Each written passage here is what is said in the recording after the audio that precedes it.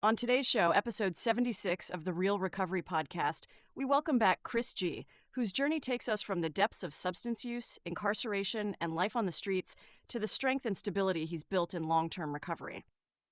Chris shares how finding community support, embracing honesty, and working a daily recovery program helped him break the cycle of relapse. We'll hear about the pivotal moments that shifted his path, the mentors who inspired him, and the personal tools he relies on to stay grounded. His story is a powerful reminder that redemption is always possible, and that recovery can open the door to a life of purpose, service, and hope.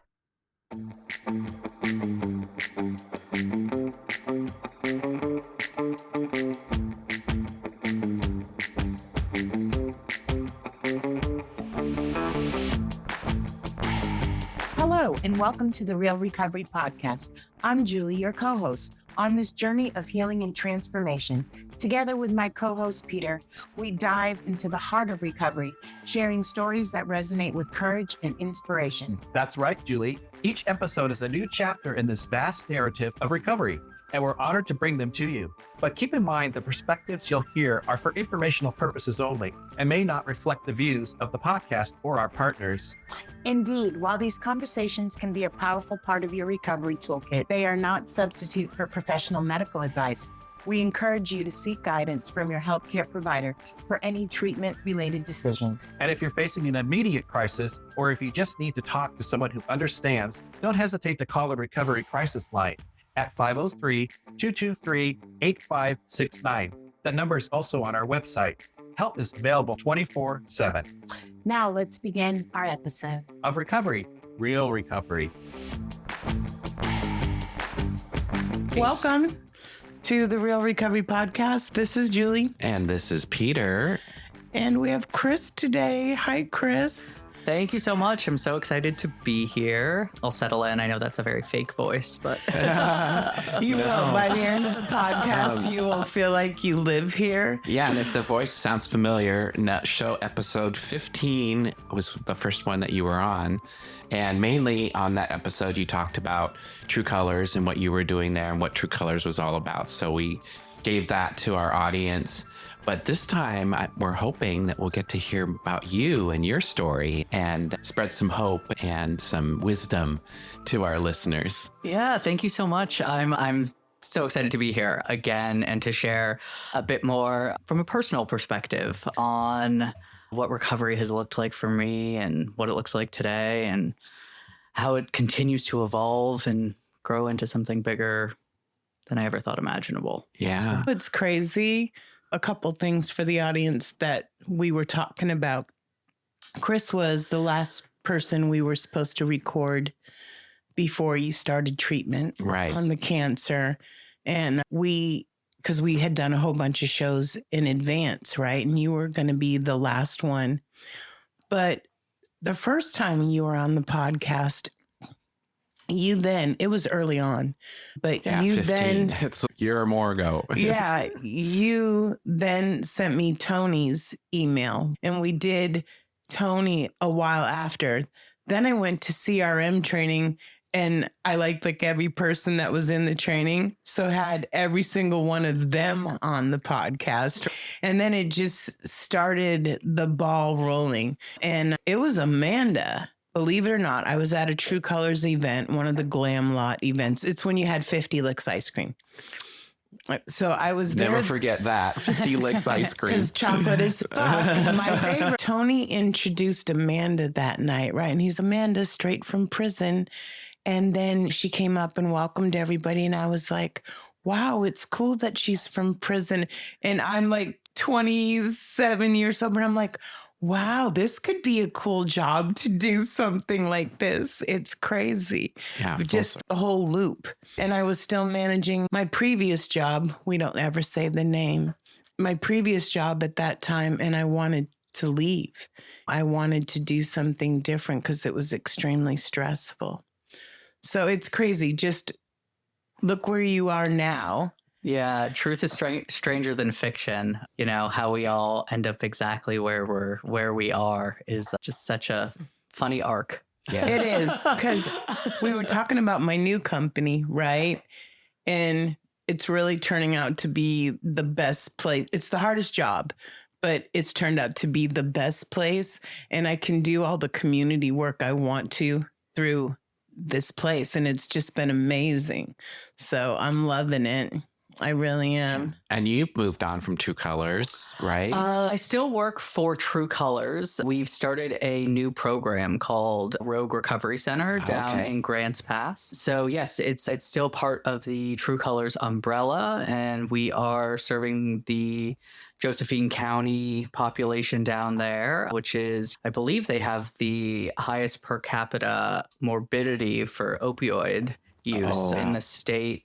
And so we were fortunate enough to get the opioid settlement fund money down there. And so we just finished construction on a new center. It's all painted and the furniture is built. And we're doing our grand opening next Friday on the 15th. And yeah, we've got some mentors that we've hired down there. They've started. We've really hit the ground running. The sense of community down there is incredibly strong. There are obviously fewer organizations than there are in the Portland area, but it's a very tight-knit group and incredibly supportive. Amanda is from Grants Pass, so this is a going home for her. My family has lived in Southern Oregon since 2009. I get to be closer to my family as well. I love that. And so it really, again, truth is stranger than fiction. If I ever thought I would be back in Southern Oregon, living close to my parents, it would be, couldn't have seen that as I'm turning 40 this November. But it's even more perfect than I ever could have imagined. As my parents are aging, I'm finally sober. There were so many years when the relationship was strained or really just non-existent or just going from crisis to crisis. And now to be able to sit and to talk and to visit and to learn and to listen and to be a part of is it's only been a month and a half, but it's already just such a beautiful experience. And I'm super excited to see what it becomes as True Colors becomes more of a statewide organization from a local organization. I love that. But really what I have learned, and I learned it starting working front desk at True Colors, was that you just put in your all every single day and leave the results up to the universe, to your higher power, to God, and then just watch what unfolds. As I got into recovery, I got out of the results business. I stopped trying to control absolutely everything, and I let go. And that really has paid dividends. It's crazy, the things you're talking about with your parents. And then I want to hear how you got to that place. But the things with your parents and what you're talking about, you can't buy. You know what I'm saying? Yeah. They are gifts that you cannot buy. It's like I tell people, a work ethic isn't something you can buy. Being ethical isn't something you can buy.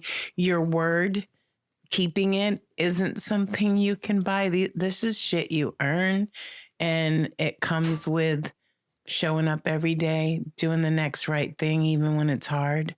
Yeah. Yeah. And the secret sauce is that we only keep what we have by giving it away. Amen. Yeah. I love that. I Kind love of what that. we're doing here, right? No, I love that. And I'm the first person to see your tattoo. I'm pretty excited. I'm really excited about it. I think it's going to be great after all the swelling goes down. Oh, jeez. I love it. How did you get to recovery? Oh, God. What was your path? You Well, said? let's see. I was not just kept throwing me opportunity after opportunity to engage in recovery. And I turned away the offer, sometimes politely and sometimes not so politely.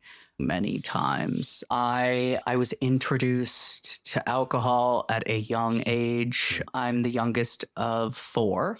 And so my older sisters, it was the 90s, and you just kind of started drinking in a small town at a younger age. I think kids these days don't start drinking as young, but back then, drinking at 12, drinking at 13 was seemingly common, at least in my town. And we would go out to to the woods, really, like out to like the river or into the mountains. And somebody would have a bottle of Jack, or there would be somebody that would stole a bottle of wine or something like that. And I was an awkward child, or I never felt super, super comfortable in my own skin. When I drank, I noticed, or I felt more sociable. It gave me a little bit more confidence. The words seemed to flow a little bit more freely. Liquid courage, right? Yeah, liquid Yeah. courage. It just, the big book talks about it. It's like that sense of ease and comfort that comes at once with the first drink. It happens, I think, for everybody, right? Like alcohol, it's a little bit of a depressant, so it takes the edge off, makes people a little bit loopy. But for people like me, it's everything. It's a solution that works too well. It's something that you're just like, oh my God, this is perfect. Yeah. I need to have this all the time. And so, so like, social. and it made me popular. That's how I was too. Exactly. Because I think I started having, I would drink a little bit on the weekends with my sisters, maybe in 7th grade. And then they wouldn't let me do it again for 3 months or something like that. Or if they were taking me to the movies or something like that, or at least that's what we told our parents, we could stay out later. And so they would use me for that. And I would gladly be used because I knew what was going on. But then looking back, like it was clear that I had the family disease because I couldn't wait until the next time. I couldn't wait. And then as I went to high school, I went to a boarding school and we could take weekends, and then I would bring people home and I knew where to get the alcohol. And then suddenly that made you popular. Oh, yeah. If you were the person that could provide access to drugs and alcohol, and at the time it was like weed and it was weed and alcohol. It didn't exist. Amen. Yeah, it Mhm. didn't. And there wasn't even really Oxycontin. Maybe you stole a Vicodin from your parents or something like that. But You went to a boarding school I did. by choice? Yes.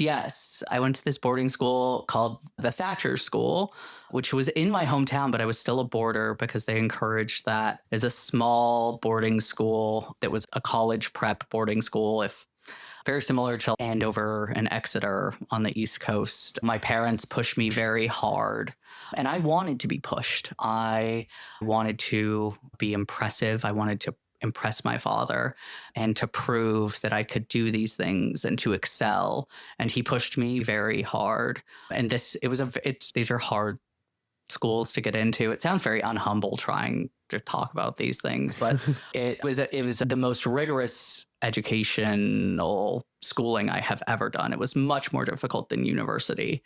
But I learned a lot there. Yeah. No, the reason I was asking is because sometimes it's not one's choice. And I went to Catholic school in the East Coast. Yeah. And I'm very familiar with Andover and Exeter, which is so crazy. And going to regular school from Catholic school was like a freaking shock when I came here. Yeah. Yeah, I couldn't believe they had a lunch, like a cafeteria, and I had never taken the bus. And I was like overwhelmed, and I saw jeans for the first time, and I was like, whoa. Yeah. So it was your choice. Okay. It was, yeah. Yeah, it's a really cool place to go to school. Like every freshman gets their own horse and you have to ride horses your first year there. That sounds It was awesome. started in 1889, and the founder, I think he used to say, the outside of a horse is good for the inside of a man or something like that. Is it still there? It's still, oh yeah, it's still there. Wow. And it teaches you a lot, having to take care of an animal like that and to ride it. And it really was, part of my education was connecting with nature. And it's something I still do to this day. It's a gift that I got growing up in a rural area. And they very much embraced that. We did a lot of horses, a lot of horse camping. And then we did a lot of AP classes. I had the opportunity to actually live in a different country for a year with that school, which was another incredible opportunity that was Wow. afforded to me there. So yeah, I had a very fortunate or privileged upbringing. My parents pulled out all the stops so that I could have the best shot at life. During that time when you were going through the boarding school, were you still like having that drinking or whatever? And Sure, I would have been kicked out if I drank on campus. We would strategically take weekend passes when we weren't under the jurisdiction of the school. And oh my God, if they hear this, it's 25 years ago now, and I'm sure they know what was going on, but we would take weekend passes but that was very much, I wanted to do that. I talked about it with the students often and they were excited to do it. It was our way of, I guess, being rebellious. yeah, It was also a bit of a rite of passage. A lot of the older students talked about doing things like that. And then as we rose in the ranks from freshman to sophomore to junior to senior, like drinking was a thing that you learned how to do. Back to the drinking. By the time I was graduating high school, I would say I was certainly trying and probably succeeding at drinking every weekend. And it was on paper, if somebody really looked at it, they'd be like, this is a problem. But when you're following the path that was laid out for you, like I got into Brandeis and I went to Brandeis for university out in Waltham, Massachusetts, which is a pretty good school. And so I was doing the next indicated thing on my life path. And when you're doing the right thing, it's a great cover for when you're doing the wrong thing. Same thing. I can't believe you're in Waltham, Mass either. Okay. I'm born there in New Hampshire and lived in Massachusetts. So that's crazy, but it's a good cover. Oh, yeah. It's a great cover. And as you slip up, there's people there that'll catch you and cover for you. And like drinking culture in college in the early 2000s, normal. It was normal. Again, I think it's gone down. At least from the younger generation that I'm talking to now. They don't seem to be partying as much as us. But again, like what started out as when I was young, once every 3 months, then went to every weekend. Once I got to college, I was trying to drink every day.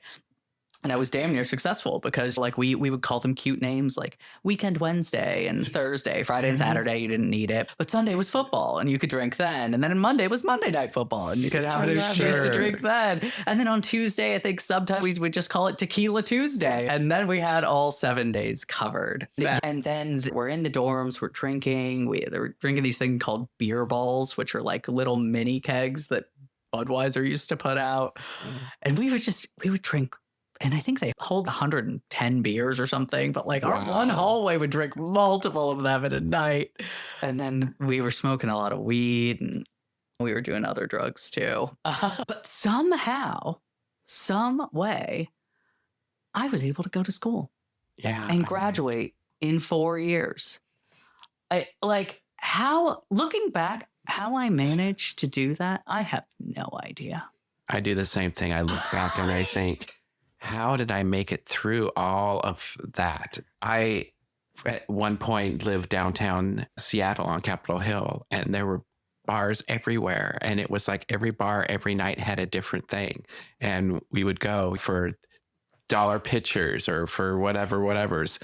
And I think back, how did I make it through that and still go get through college and actually graduate with a decent GPA and everything? It's amazing. I didn't. Started off so good in college, but withdrawing from 15 classes my senior year. Yeah. But I also wasn't drinking. Well, drinking, you're talking through your story, it was accepted. It was part of the deal. So nobody questioned anything. And really, I got away with a lot more drinking probably than I would have as an adult. And it wasn't until adulthood that it was like, okay, Peter's used to be a fun party guy, but now he's gone too far over the line, that type of thing. Yeah. And I think the disease is cunning, right? And it seeks out settings where binge drinking is appropriate. And so it was appropriate and it was okay in college. And then I graduated college in 2008 and I didn't know what to do. And so I moved back to LA and it was the recession. It was that terrible recession. I think it was the housing market burst. And right. I think it was when like Lehman Brothers went out of business and all those banks just crashed. And so I didn't know what I wanted to do. And I started working for this IT recruiting agency, which I lasted at for, I don't know, 4 months. And then I ended up going to work with my friend in Africa at the UN in Tanzania. It wasn't even really working. We just interned there and he had an aunt there. And then, and that was a great opportunity, and just so fortunate that I fell into these weird, fun, worldly things. But yeah, then it led me back to, I was re-inspired to go back to school. And it probably was just because, in school I could drink. I didn't have as much responsibility. It was delaying the inevitable, which was like getting a job. And because I was drinking so much forever, ever since I was 5 years old, I always wanted to be a doctor. I always wanted to be a surgeon. And I told everybody that. And I really did want to do that. And medicine is very interesting to me and it's so cool. And so I went back to school and I was like, okay, I'm gonna go to medical school, but I need to take all these science classes that I took a W, excuse me, out of at Brandeis because they were too hard. Because the math and the science, you can get away with it in humanities. Like you can write the paper last minute, you can take some Adderall and get it done. But with bio and with calculus and with physics, Calculus was my nemesis. I know, you can't really do it. You can't really do it drunk. I withdrew and then I got tutored, right, to make it through, and I had to take it pass or no pass to pass.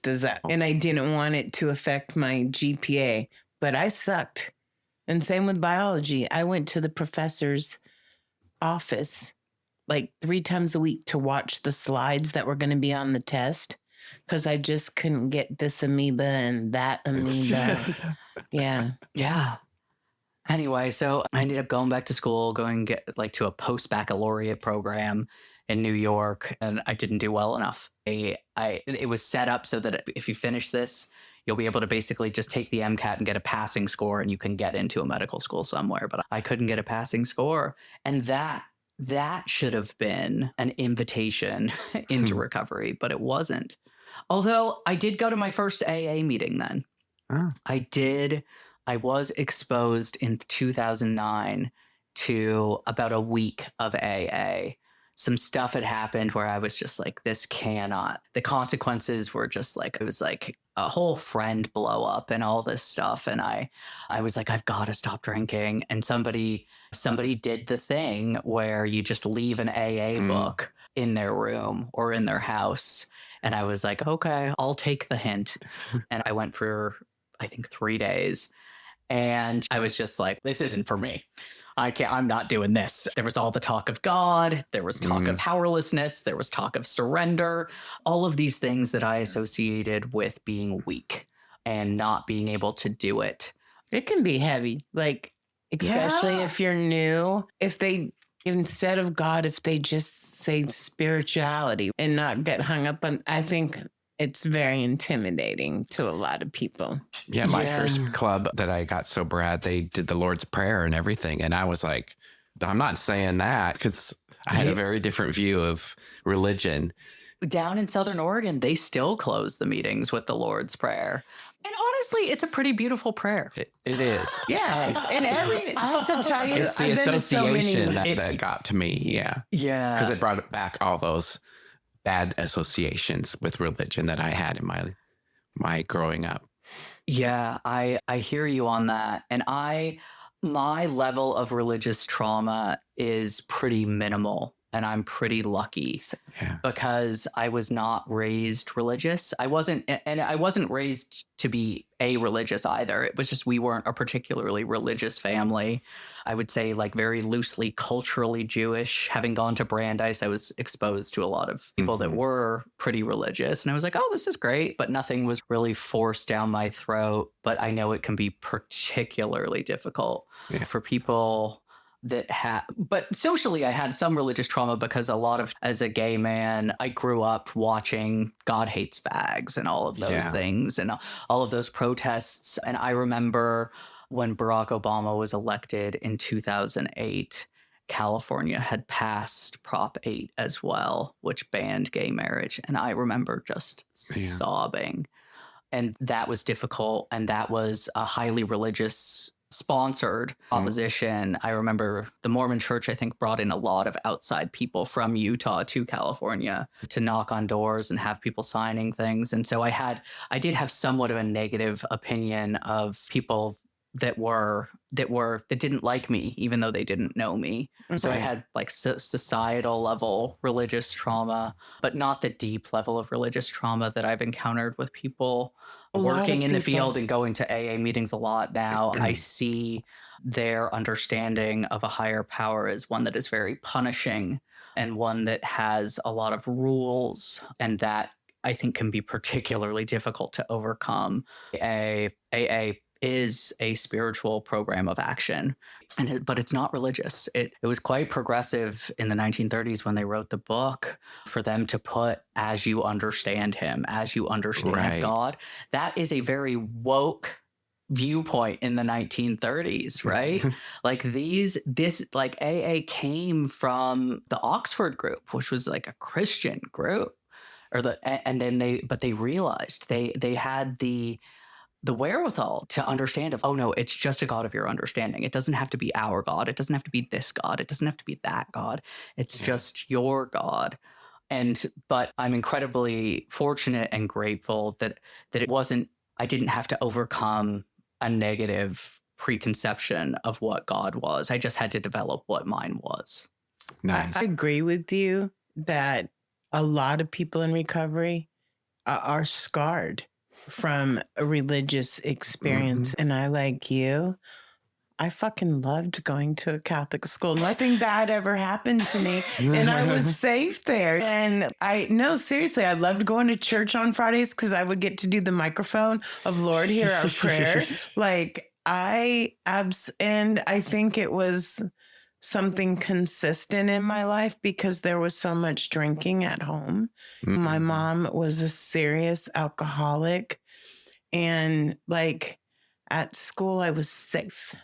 I was always safe at school. So I relate it differently, and I feel bad because I know what you're talking about. I've seen people be shunned, and me growing up gay and not knowing who I was and going to church and hearing it preached that the type of people that I was feeling that I were evil and perverts and so on. Then that's where I got that whole... It turned you off. Yeah. That's God. Forget it. I'm done. So...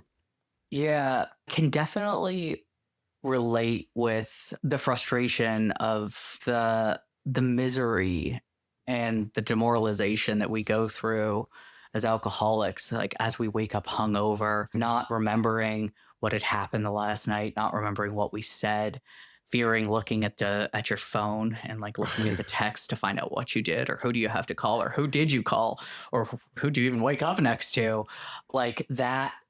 And then like I did have the experience of when I was trying to understand who God was to me, I was like, God, if there is a God, it would never do something like that. It would never put me through this level of pain and suffering. Like I was there for a long time, even in AA, when you're sitting in prison, how could this happen to me? Yeah. And then where I really got fucked up with all that is being molested from 5 to 6. I was so innocent. What the fuck did I do? How did you let this happen to me? And I had some resentments around that when I got sober. Big time. Yeah. Yeah. Yeah. Getting sober and just and taking a look at all of the anger and the resentments that exist and thinking we're raised to think that that the world is fair and that the world is just. But it's not. It's not. Yeah. It's like the reality is that the world is not fair and just. I agree with you. And I will say, though, except for the molestation, which probably changed my life, I do know the parts I own. And sadly, there are Some for sure. And the accountability of that, which we always talk about flipping it in your worst Right, situation. right. How can you flip it to where you are, right? And make it a positive, even though it might have been the most horrible. And I think when you get in recovery and you get sober, you can see your part in some stuff more. You know what I'm saying? And hopefully learn from it. It took me a minute. It really did. Yeah, one of the most beautiful things that I've experienced in recovery with the help of a sponsor and with the help of the community and through a lot of prayer and a lot of meditation is being able to use obstacles and turn them into opportunities. I often say that one of the huge benefits of recovery is learning how to alchemize obstacles into opportunities. That And one of the 9-step promises is we do not shut the door on our past because it could be useful to other people. Sorry, I can't quote it directly for whatever reason right now. It and it seems like it would never be possible, but it is. agreed. Agreed. And I love how you said obstacles to opportunities. I've never heard that phrase. I might be using that one, but I love that. Seriously, that's flipping it. But there's been so many obstacles, even when you are sober, even when you are in recovery. It doesn't just go poof and you're all better. They come every single day. And that is the beauty of recovery, is that we can see the obstacle, and awareness, I have learned, is the beginning of the end of a resentment.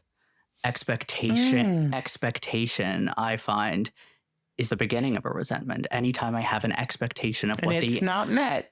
Yep. Anytime I have an expectation, that is setting me up for suffering, because if it doesn't go exactly to plan, which it doesn't 99% of the time, I am going to feel a certain way about that. And so if I can head off a resentment by seeing the expectation and then trying to pivot back to being present, I can live a little bit more in balance with what's going on in this world. I'm a big believer that anybody can do a step that has a 1 in it at any time. So 1, 10, 11, or 12. And 10 is all about watching for fear, for resentment, for dishonesty, for selfishness. And then the thing that I had to do at the very beginning of recovery, when it finally stuck, was ask for help. So that second thing that we do, once we see that fear, once we see that resentment, once we see the selfishness, we ask for help. And the book tells us to ask for help from a higher power. I am a big higher power person. There is one who has all power. That one is God. May you find him now. And it has an exclamation point after now. Like, not in 2 minutes, not in 2 weeks, find him now. Because until we let go absolutely, the result was nil.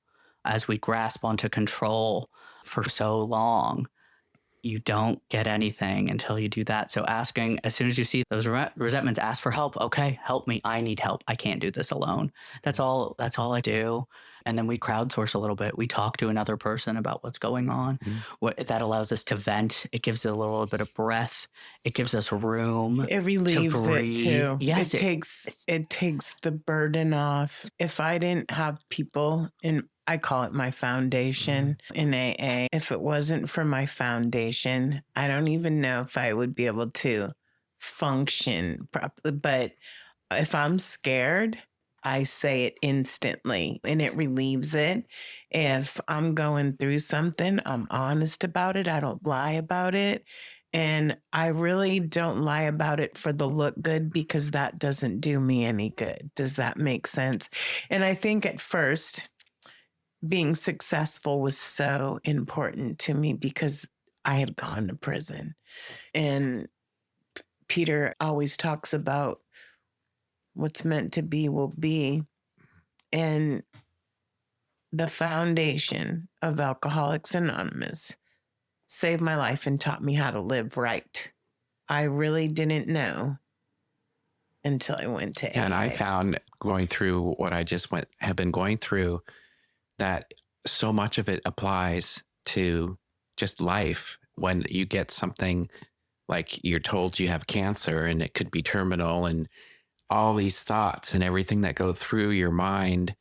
And I could have easily gone off the rails, but I knew I could call people. I knew I had my foundation, my group, and I knew I had all of these tools that I had learned from getting sober that I could apply. And I started applying them to my situation, taking it one day at a time, staying within the moment. This is my mountain. I always do this. My mountain, being in present in the day and not worrying about the future, not fretting about the past. It's hard to do. Staying in today is not easy thing to do. I have to meditate every day about it. And even throughout the day, if I start to future trip, or if something hits me the wrong way and I start to go down the path of the past, I gotta, okay, where's my mountain? And it's easy here because I've got Mount Hood. Like I can look over and there's the mountain. Okay. Reminds me to be grounded, but it isn't easy. It's not an easy task to stay present in the moment. How did you make it to AA? I've got a little story about what you're going off of, and that leads in nicely. So again, I started in 2009. I had my first exposure intermittently. I would go to meetings when I was really struggling. After I finished that program and didn't get into medical school for the second try, I ended up working as a project manager in pharmaceutical advertising for large companies in New York and in San Francisco. And the culture there was work hard, party harder. We worked there. There's a lot of money in that industry, and there's a lot of dinners, and there's a lot of clubs, and there's a lot of travel. And they don't care how drunk you are or how high you are, as long as you are getting the work done and your clients are happy with you. It was just alcohol always greased the wheels, but it's funny because it greased them up and until they fell off. Because I don't want this to be the longest episode ever, I will fast forward through the mess because it got really bad. I had a marriage or an elopement to a person that I also used drugs with. It went very poorly. I ended up losing one of those jobs, then getting another job though, and then running it really into the ground. I ended up rolling my car, getting a DUI, and that started a journey of inpatient rehabs, at first down in California, because I had corporate, I had pharmaceutical advertising insurance, Cigna, PPO, like Gold, Cadillac, go where you want. I had long-term disability, and I could really explore what recovery was. I was so scared to go though. I thought it would all end at that point, and it didn't. And then I was like, okay. But you know what I did in those rehabs, and I'm incredibly grateful for it today. But for a long time, for the first few years that I actually got sober, I used to be ungrateful for all those years that I spent in inpatient rehabs, because I was like, I spent so many years doing so much therapy, EMDR 4 days a week, like psychiatrists and psychologists from like USC and UCLA, and none of it helped. And so I would be like, none of that is work. It's all just a joke. It's all this rehab industrial complex that's all just there for money. But when I sit back and really think about it, I am so grateful, because that is how I got to AA. Doing all that trauma work on my past failed relationships with my family, with my mother, with my father, with my sister, with my ex, with my friends, and starting to be able to look within with this therapist, doing heavy trauma work and being able to open up just enough was what allowed me to get into the rooms when it mattered, and do that and do a proper first step. I like to say that it took me 12 years to do the first step, to admit to my innermost self I am alcoholic and that my life is completely unmanageable. And I couldn't have done it without clearing away enough of the trauma and the wreckage that I was able to do down at those beautiful facilities in Southern California with people that really cared. And they exposed me to AA and to NA and to Recovery Dharma and to Smart Recovery. That's where it started. I wasn't ready for it then, because I wasn't ready to let go, because I was convinced that if I could solve my trauma issue, then I could drink. I could drink like a gentleman. If I could just get rid of all the trauma, I wouldn't have to drink at something anymore. And then I could drink normally. I didn't really understand that until my sponsor explained that to me, but that's what you were doing. That is the sneakiness of the disease, the sneaky obsession that sits in the wings waiting for you. It's, oh yeah, do all this therapy because then you can go drink. Well, and I always say that treatment can get you clean. It's a great tool, but it doesn't keep you clean because you don't stay in treatment forever. And the last time I went through treatment, and I went through a few as well, that lady said, find a meeting and you need to stay there for the rest of your life. And that you're not just going to go through treatment and voila. And be cured. And they put you Wouldn't that be together nice? so well. By the time you're done, you feel like you're back to normal, quote unquote normal. Like you've spent 30, 60, 90 days and they've done a plan but you have to go out and do it. But the thing that you were talking about staying present. One of the beautiful nuggets that I got at this treatment facility, it was called Aloe House. I think it's Oro now. There was a gentleman there who ran a group, and you were talking about a mountain and just staying present. And he taught me a mantra that I still use today. And it's about staying present. And it just helps me so much. And I always share it with my sponsees. And it goes, I am safe. My past is protected. My future is cared for. And with safety, care, and protection, we can begin a journey of recovery. Without those three things, it's really hard to step forward. And my sponsor, so sorry, I'll go back before I get into the sponsor thing, is so that kept me sane in some of the worst times because it got dark. It got really dark after I lost that insurance. And I ended up getting finally sober after a 7-month run. I ended up with nowhere left to go and no money. And I ended up at Fora Health the Monday after spending Thanksgiving in Unity Hospital after being suicidal and ending up in the psych ward involuntarily. And then I left that psych ward and I did drink and use one more time. But then that Monday morning, November 28th, I went to Fora and I was ready. Yeah. And at Fora, I was able to take some time and to listen to all of those H&I panels that came in there and to find a sponsor. And at first I found an old sponsor who got me through Fora. And then I found a sponsor that worked a little bit better for me. And from that safety, care, and protection standpoint, I knew that AA and CMA and the other mutual aid meetings were how this was going to work or I was going to die. And somebody in these rooms that had what I wanted, that had freedom from the bondage of alcohol. Really, though, what it turned out to be was freedom from the bondage of self, freedom to walk anywhere and to go anywhere, and to not be constantly preoccupied by drugs and alcohol. And he had the material things, but it was the way that he held himself and the peace and the serenity that I believed he had that I really wanted.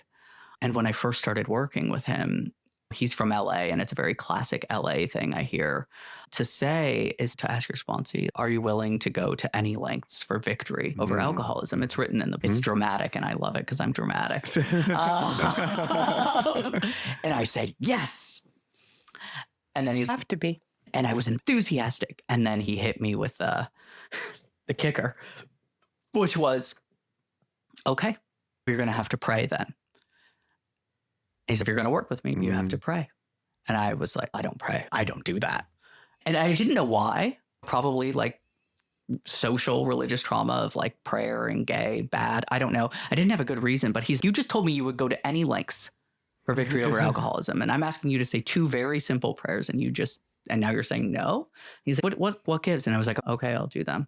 And so he gave the prayers and they're quite easy and so powerful. And they connect to that mantra because he's okay, you have to ask for God's care and protection with complete abandon, which we read that every single day in every meeting in Portland. 100%. And so we say that every day. And I was like, okay, I can handle that.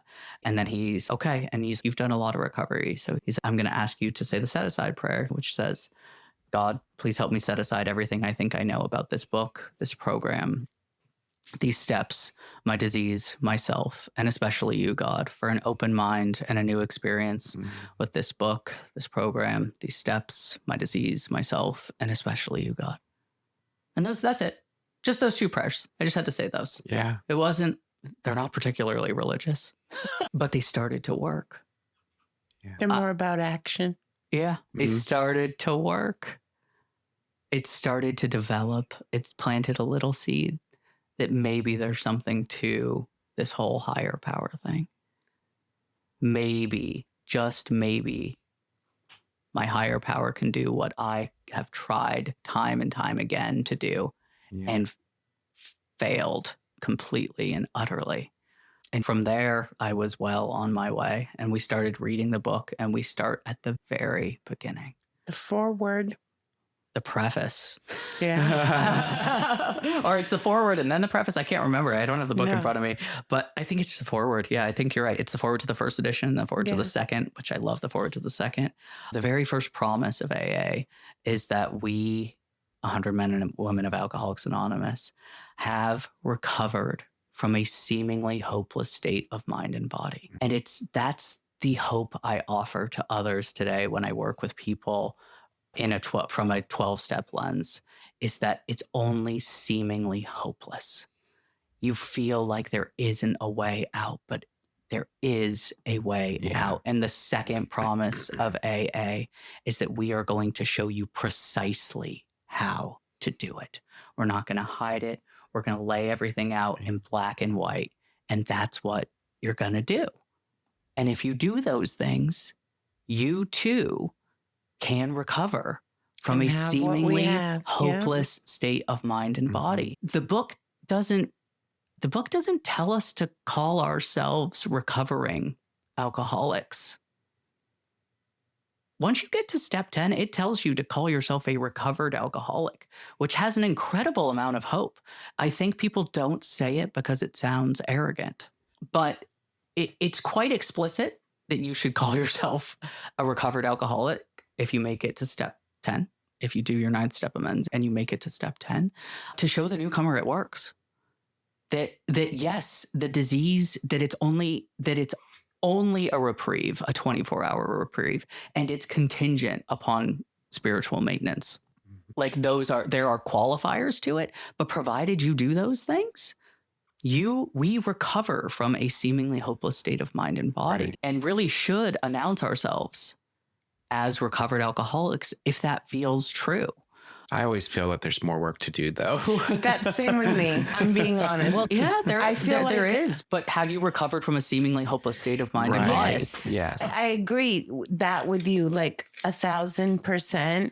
And for me, the process was slow. So was the bottom. But for me, what you said about the mantra about being safe, right? I didn't know. That's why I kept coming back. Okay. And God makes no mistakes, but how did I end up at a gay men's meeting, right? From prison, when I trusted absolutely no one. And I do mean no one in this entire world. And it took me feeling safe first to believe in AA. So when you say that I am safe, I went to IOP when I lost some spirituality, for real. I was sober, but I was working 75 hours a week. And it was the only time I wasn't in AA, the only time I wasn't consistent. And I was so sick, meaning just mentally, spiritually, physically. I got so sick, but went to a few meetings again, right? Sitting there at the extended family, and I feel safe again. And I had never realized until I went to IOP what a safe place it is for me. And it calms my brain. Like I can be frazzled, whatever, thinking the worst, go to a meeting, and I am like a renewed. I don't know how to explain it, but it was safe for me. It was the safest place. And our meeting is so diverse now, But being the only girl with these guys, and a lot of them were older at the time, was such a safe place. And when you say that in the mantra, my favorite meditation at IOP, when they talk about you're safe, I just want you to know you're safe. And I would repeat that all the time. And I think people need to feel safe to be able to proceed. Yep, I agree with you. I think that's why I kept coming back, and I found the rooms of CMA at the beginning to be my safe place. Really? Where I knew I wouldn't be judged. I knew I would be loved. There's a lot of people say, let us love you until you can love yourself. You're wanted, needed. Yes, they say all of those things. And CMA espoused that. I do have to say, I wouldn't let it work, though. I was not able to let other people love me until I could love myself. It was a lonely journey for me. I was not able to embrace the group at the beginning. I didn't. One of my biggest fears is that I am unlovable, that I am not deserving of love. And I believe and you're that. so fucking lovable, which is crazy. Thank you. But sometimes I still fall into that old wiring that I do not deserve to be loved. And I could get into inner child stuff, and this could be such a long I could sit here and talk for 6 hours, but I wasn't able to do that. And what it propelled me to do, though, was to do the steps, to work, because a lot of people come in and they do feel that love. They do accept that love, and it lifts them up, and it carries them through. And for me, though, I wasn't able to believe it. I believe that people did love me today. I understand that they did, but I wasn't able to feel it. But I was convinced that my sponsor had that piece, and I wanted that. And so I started to do the steps. And with those 2 prayers that I was talking about, ask for your care and protection with complete abandon, and the set aside prayer, we immediately started doing all that step 1 stuff. And those spiritual principles, of which I believe willingness is the most indispensable principle. Without willingness, nothing would happen for me. And I told my sponsor was willing. I said those 2 prayers to prove to myself that I was. And then we moved into really understanding how I am powerless over alcohol and drugs. And not only how I'm powerless over it when drinking or using, but how I'm powerless over it when I'm not drinking and using. And we really dove deep into how it is a disease of mind and body, that my brain is constantly going to convince me to have that first drink. And that once I put that drink in my body, the phenomena of craving is just going to take over, and I won't stop until I'm passed out. That sneaky obsession, that quiet voice that has every alcoholic forgetting how bad it was. That goes with, we come in for our drinking, right? Yeah. And we stay for our thinking. Yeah. Dead serious. If I stay in my own brain, oh my God, there's an apartment, a duplex, there's everything there. But AA for me helps me with my thinking now. I'm blessed. I have no urge to use. Like, you can't pay me. Okay, I'm just letting you know. I am scared to death. And I was an IV drug user. I don't always relate to the blackout drunk because I've never blacked out drunk. But I relate to not being able to get a vein, which is absolutely disgusting. I think it's why CMA for me, there wasn't CMA when I first came into AA. We didn't talk about drugs in AA meetings when I first came into AA. And for me, that too was safe. It was really safe because I chaired a CMA meeting. And it was an experience for me, just so you know. I was like, whoa. And when they were like being funny and saying I'm a tweaker, I was like, and you're going to say that out loud? What the fuck? I don't know. AA for me was the easier, softer way as far as just feeling safe. And it took me a while. It took me almost 4 years to feel like I didn't want and have to, you know what I'm saying? And then it took another few years to really come to believe in a higher power. And I did the steps. I've done the steps a lot. Sometimes I do them every month. The first of the year, I do the first step. The second month, I do it with the Daily Reflections book, and I do it in my brain. And the hardest 4-step I ever did was at 56. What the fuck? Yeah, I don't know. For some reason I'm stuck on step 1 right now, but I'll like just the whole program of working through like that powerlessness and admitting the powerlessness, and then just taking action, consistently taking action. Like with step 1, if the overarching principle of step 1 is surrender, and surrender, somebody once told me surrender, it's raising a white flag. And what that meant back in the day was that you join the winning side. I'm ready to join the winning side. I love that. But just surrendering, what it did for me when I finally surrendered, when I finally took that step 1, is it catapulted me up to that pink cloud that everybody talks about and everybody warns about. Because it was like, oh my God, I can feel, I can see, and I'm experiencing happiness or something for the very first time. And everybody warns you that it's going to burst. But it turns out, I think that pink cloud is meant to be a motivator. And if you use that pink cloud and you add action and you continue to do work, that surrender plus action gets you to the second step, which the second step is all about hope. You were just talking about defining your higher power. It's coming to believe that a higher power can restore you to sanity. Why that gives me hope is, oh my God, at some point I was sane and I can go back there. I can go back there if I just keep doing a little bit of work. And then from hope plus action led me to my third step, which was by far the most powerful thing I have ever done in this world. Hope plus action takes us to faith.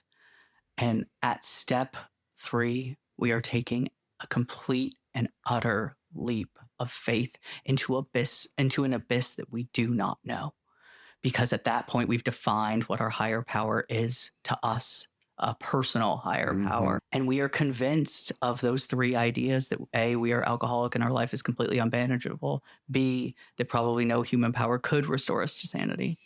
And C, that God could, and what if he were sought? Those are precursors to taking a third step. And then my sponsor walked me through, right after that, and the book does it too, is walked me through the considerations. Like, am I now willing to take on the role of actor and not director?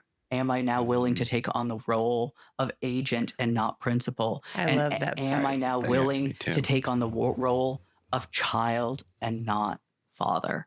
Am I willing to take a back seat to my life? Am I willing to really turn it all over? And I was 100% in. And I stood at the turning point and I jumped. I love that. And I jumped in head first, and I didn't know what would be in that abyss. And I found a sense of peace and ecstasy and unconditional love that I had never, ever experienced. It felt like an overflowing waterfall of energy pouring through my body that I had never experienced. And I had encountered something so infinitely beautiful and full of ecstasy. It was more orgasmic than any sexual experience I have ever had. And it lasted. And for 6 weeks after that, I ran around like a crazy person trying to give it away because I was like, I have found this thing that I didn't know existed and I never believed could exist. And it was that unconditional love that my mother, that the groups, that everybody else had been trying to tell me existed, but I found it deep down inside. So I'm going to tell you, I never found unconditional love until AA. There was always a condition on it. I'm dead serious with my mom. There was so many expectations like you, as far as if it wasn't an A, it wasn't good enough. And I was like perfect in school. But I have to tell you, it wasn't until AA. And again, I'm glad it was a gay men's meeting because I know you didn't want to sleep with me. And I've never mixed AA with personal relationships. Yes, personal relationships. I found my brother there, my mother there, my father there, like everybody there. But never did I like the sexual part. And I think because of the escort service, it was the first place I found unconditional love where somebody didn't want something from me. And which is crazy because it is the best unconditional love. Yeah, all they want is for you to be sober, be at peace. And again, those are things you can't buy. Right. And they give it away for free. When I first went to AA, I didn't have money, a lot of money to put in the basket. And there's been different times in my life where that, and it still can be free. Like the greatest gift is fucking free, which is, you think of the treatment centers and how much they cost and stuff like that. And like I said, treatment can get you clean. It can help, but I don't believe that it'll keep you clean unless you add a foundation and something else. Because, and I know it works for some people, only have to go, and I'm not that person. My greatest hope is that you are not alcoholic, that you are only a moderate drinker or a hard drinker. And the difference is a moderate drinker or a hard drinker, at least the book tells me, is that given sufficient reason, they can stop. I go right through it, given sufficient reason, and I'm drinking more. And then it is important, I think, to qualify every person that comes into the rooms and be like, are you actually alcoholic? I'm personally so grateful that I'm an addict and an alcoholic. I actually know that I'm just an addictive bitch, period. And it can be anything. Right. It can be more. But I'm so grateful because if I didn't realize that, I wouldn't have that foundation and I wouldn't have that safe place. And I think the biggest thing for me, it's like what you say, Peter, just staying in today, being able to stay in today, not worry about the past. You can prepare for the future, but we don't know what's going to happen tomorrow. It's the worrying about the future. Exactly. You can prepare, you can think about the future and prepare as you can from where you're at, but to sit there and ruminate about what's going to happen. And I could create stories of future thinking like you wouldn't believe. And I'd have it all, this is how it's going to be. And it doesn't. Ruminating used to be my favoriteest thing. Yeah. Yeah. And the same going backwards too. Wow. If I would have done this, if I could have done this, if I could have changed this, if I coulda, shoulda, woulda. Yeah. What do they say? Like depression it's ruminating on the past, and anxiety is worrying about the future. Yeah, very much. I love that. You have shared so much wisdom. I tell you. I love it. I wish I'm going to listen to it and write it down. So for our listeners, tell them where you're at now. All right. Where am I at now? So from doing that, from having that third step experience, I was able to do the really hard work of 4 through 9, which is taking a look at everything on paper, getting an understanding of what my character defects and my accompanying assets are, and sorting through them, and then getting some help and getting rid of them. And then going out, and I still haven't made all of my amends. I'm working through them. I believe in making them in person, but I made some really difficult ones. And restoring balance to my relationships.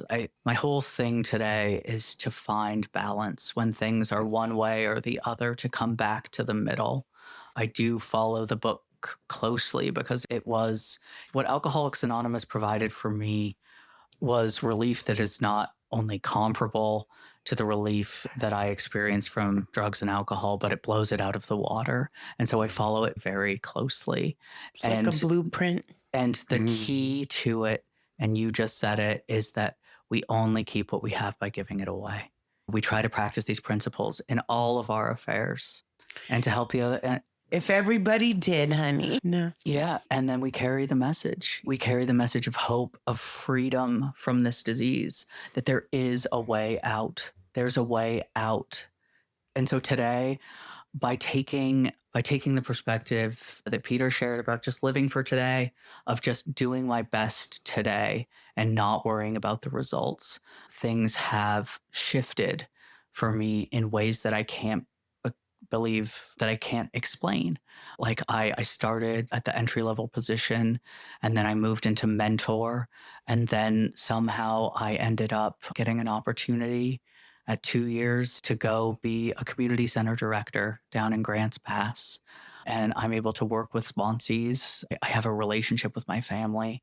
I was able to buy my first car at a dealership. It was really stressful. Those are the material things. When we often say, we'll read the 9th step promises, it says, you will comprehend the word serenity, and you will know peace. A new freedom. And I would say, more often than not, I am living today in serenity and peace. And I can't fucking believe it.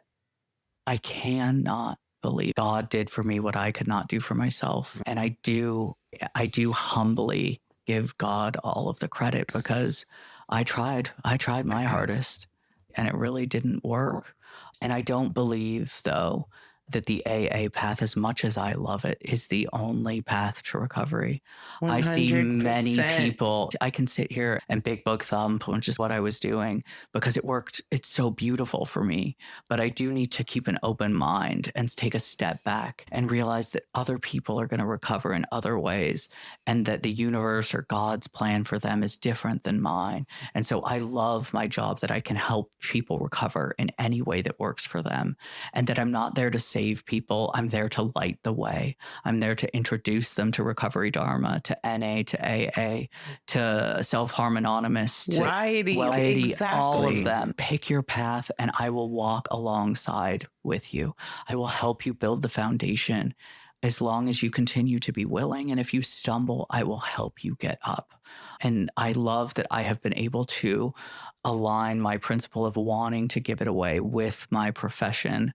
I'm still very careful to make sure that I have meetings that I go to in my personal capacity, and keep my recovery mine, and hold on to my personal recovery, because that's what works for me. But to share all of the different pathways, and to be able to share some hope with others, is a dream that I never thought I would be living. You touched on probably the whole purpose of the podcast, right?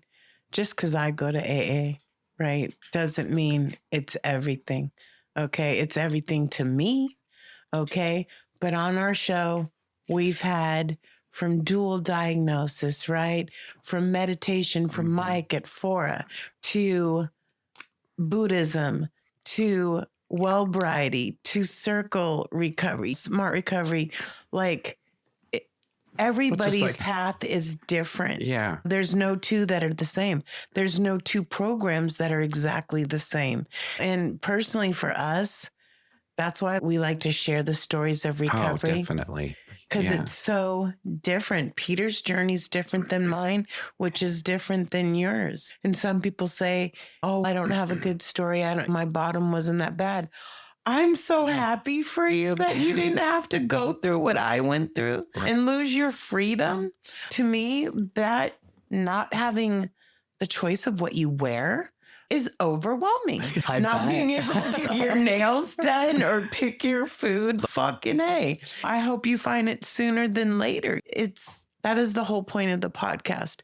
And I love how your journey isn't everybody's journey, but I'm grateful it worked for you. Oh, so much wisdom there for people who are listening. Just awesome gems to pick through.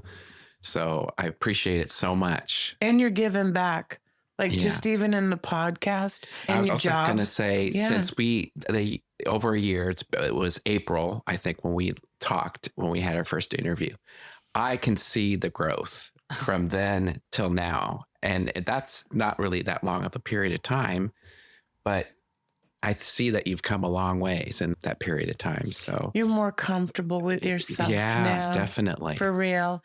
You were so worried about being professional the first time we talked to you. And you did a great job. And honestly, not knowing just how you opened up for us, some things that I really believed in.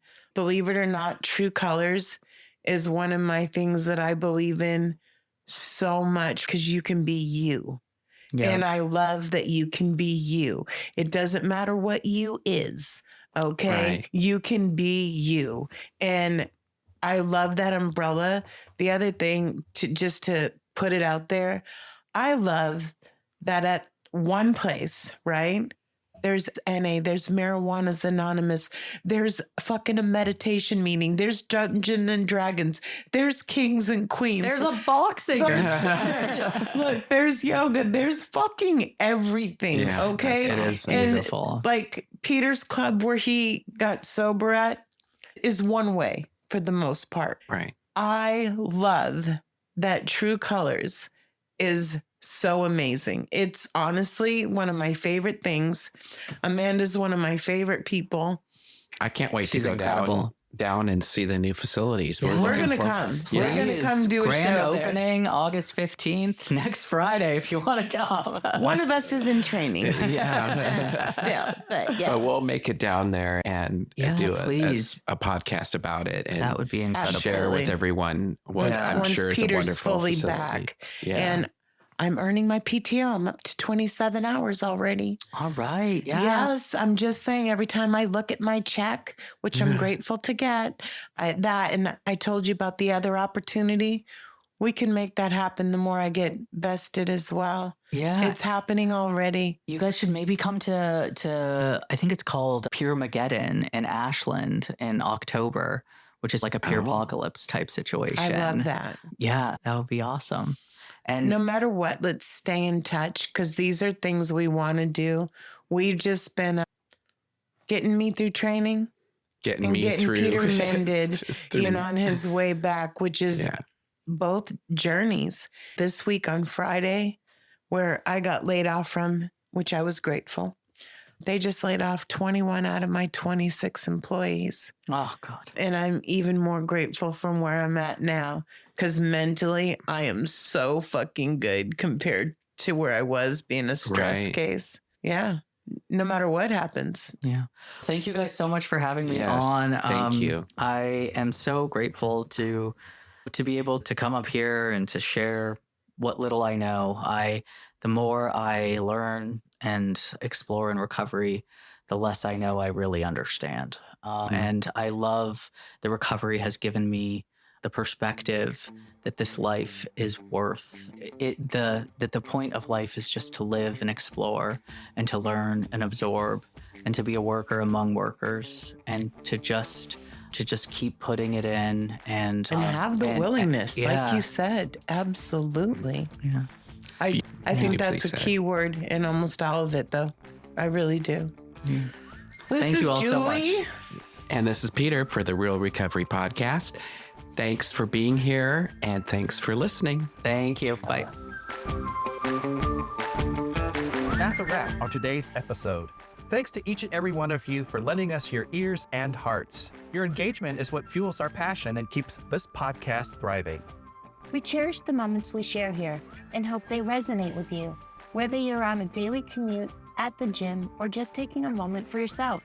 Make sure to head over to our website at realrecoverypodcast.com While you're there, subscribe to our newsletter for the latest insights and uplifting stories from our community delivered straight to your inbox.